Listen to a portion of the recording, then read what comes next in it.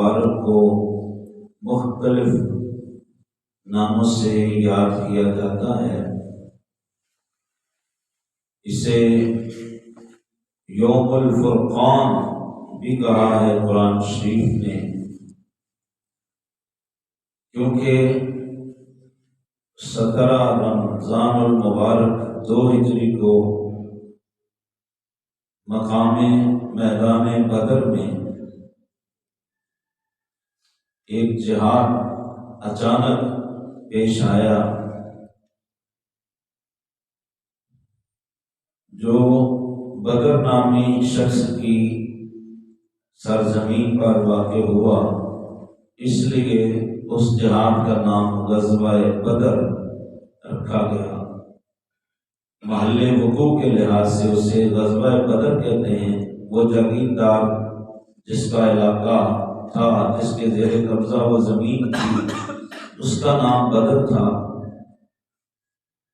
اور چونکہ اس دن اللہ تبارک و تعالی نے حق اور باطل اور کفر اور ایمان کا انتہائی خوبصورتی سے فیصلہ فرما دیا، اس لیے اسے یوم الفرقان کہا گیا ہے۔ ایمان اور کفر، حق اور باطل میں فرق کرنے والا جہاد۔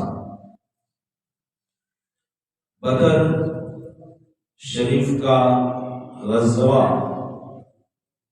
اللہ تبارک و تعالیٰ کے بڑے بڑے انعامات میں سے ایک انعام ہے، اور رسول اعظم صلی اللہ علیہ وسلم کی اللہ تعالیٰ نے جس انداز سے مدد فرمائی، اس مدد کا ایک خوبصورت شاہکار ہے، اور قیامت تک آنے والے اہل ایمان کو اللہ تعالیٰ کی ذات پر توکل اور بھروسہ اور اللہ تعالیٰ کی مدد اور نصرت پر کامل یقین و ایمان کا بہترین ثبوت ہے۔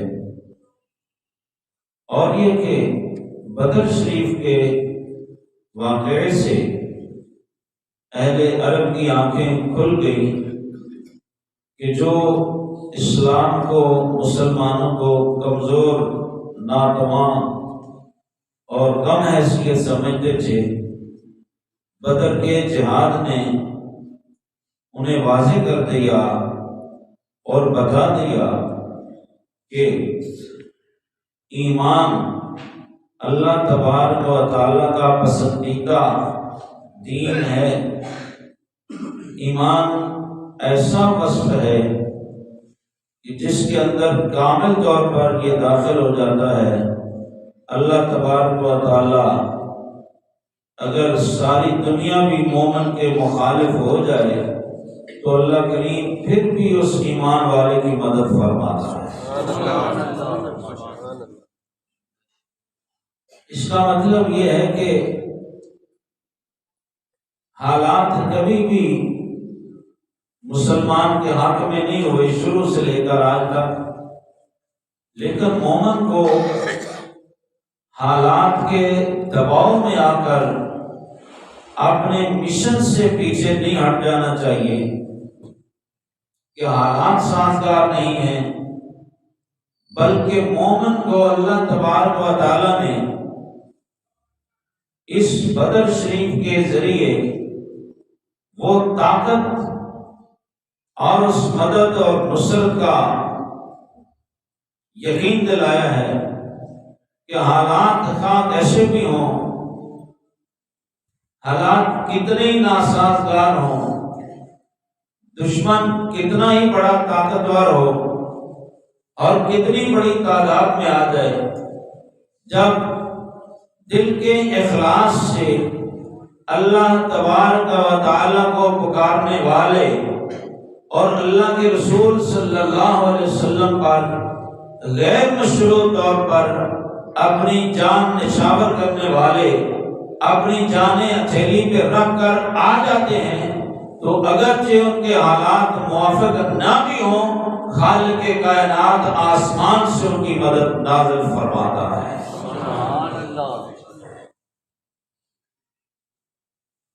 سورہ آل عمران شریف میں اللہ تبارک و تعالی نے یہی عنوان بیان فرمایا۔ میں پہلے تھوڑا اس کا پس منظر مختصر جملوں میں عرض کر دینا چاہتا ہوں کہ آج عالم اسلام کی مسلم حکومتیں غیر مسلموں کے چرنوں میں جا کر بیٹھتی ہیں اور پھر ان سے مانگ کر بھیک مانگ کر کھاتے ہیں اور پھر ان کے منصوبوں پر عمل کرنے کے لیے اپنا ملک، اپنی قوم، اپنے عوام کو تباہ و برباد کرتے ہیں۔ اسلام کا نظریہ کیا ہے؟ جب رسول اعظم صلی اللہ علیہ وسلم ہجرت فرما کر مکہ سے مدینہ طیبہ میں جلوہ گر ہوئے ہیں تو اہل مکہ جو 13 سال ظلم کرتے رہے تھے، اب وہ دان پیستے ہیں۔ اب ان کے ہاتھوں کو خواہش ہوتی ہے کہ ہم کیسے مسلمانوں پر ظلم کریں۔ ان کا وہ ظلم ان کو بیٹھنے نہیں دیتا۔ وہ جو بتوں کے خلاف اللہ کے پیارے نبی صلی اللہ علیہ وسلم تبلیغ کرتے ہیں، ان سے برداشت نہیں ہوتا۔ چنانچہ انہوں نے آپس میں مشورہ کیا کہ اہل مدینہ پر، مسلمانوں پر ایک ایسی فیصلہ کن جنگ مسلط کی جائے کہ جس سے کوئی مسلمان زندہ نہ رہے۔ استغفر اللہ العظیم۔ ان کا خیال یہ ہوا کہ کوئی مسلمان ہم زندہ نہیں چھوڑیں گے۔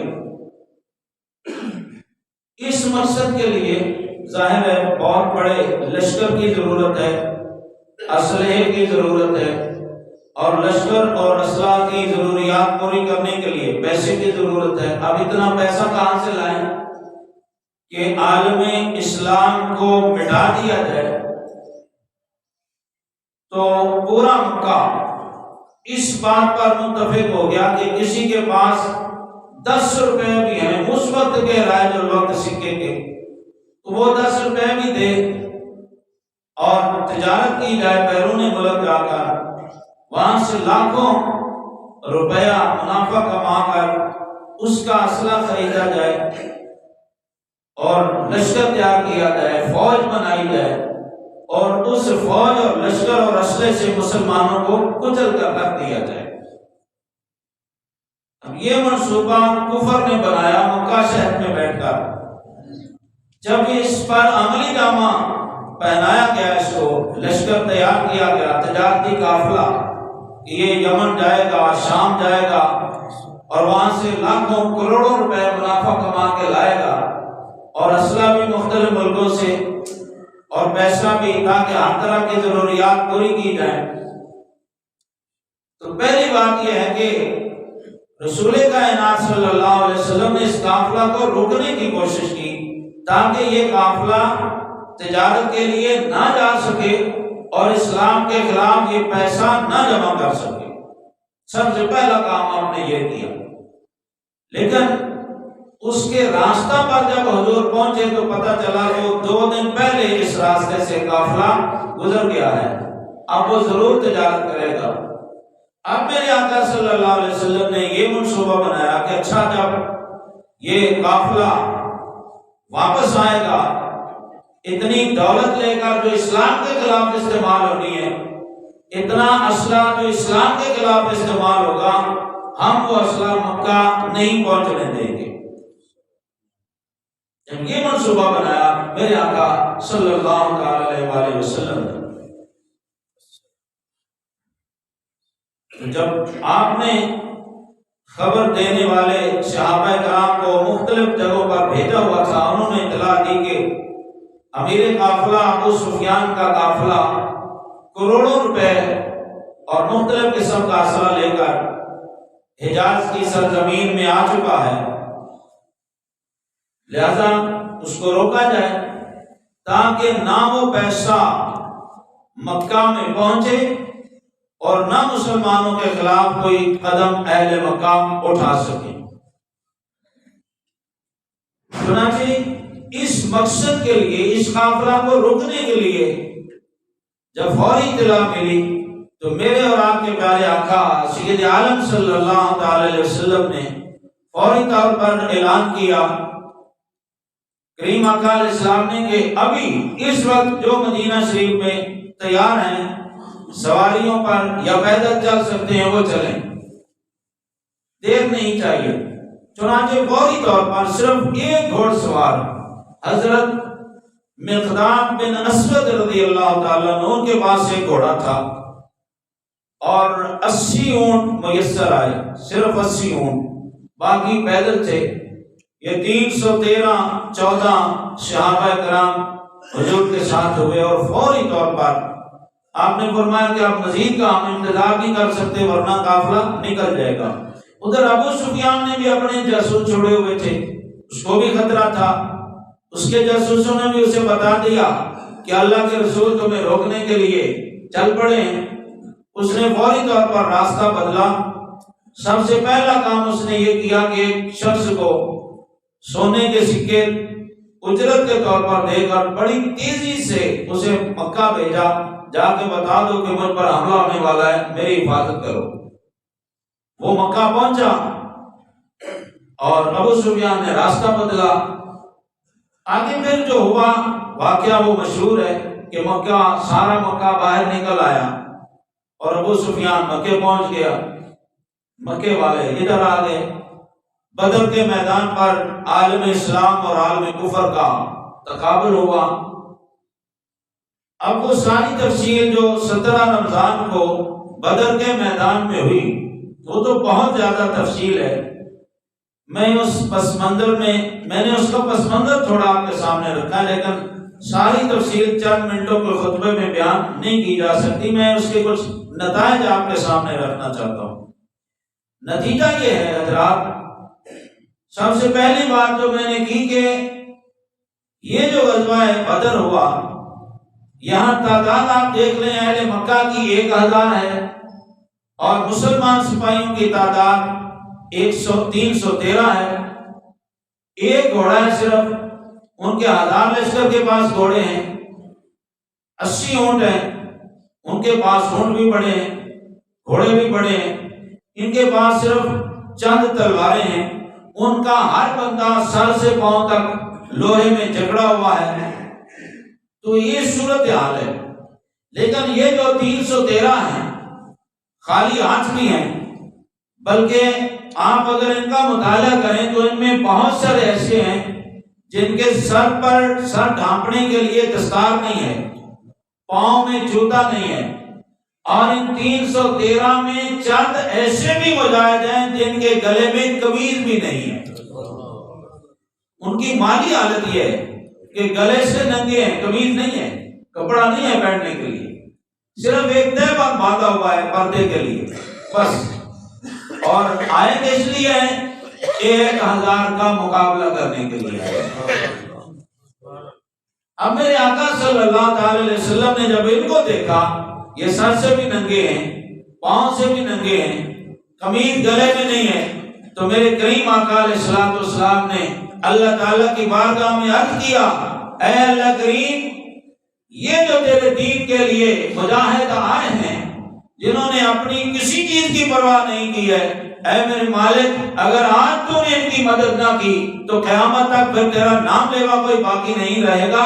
اے خالق کائنات، اگر تو چاہتا ہے کہ قیامت تک تیرے دین کا جھنڈا بلند رہے، آج ان سر اور پاؤں سے خالی اور ہاتھ سے خالی لوگ جو ہیں ان کی مدد فرما، تاکہ قیامت تک تیرے دین کا نظام بحال رہے۔ چنانچہ اللہ تبارک و تعالیٰ نے اپنے حبیب کی دعاؤں کو شرف قبولیت عطا فرمایا۔ مکے والے 1000 تھے، رب نے آسمان سے 5000 کی فوج نازل فرمائی۔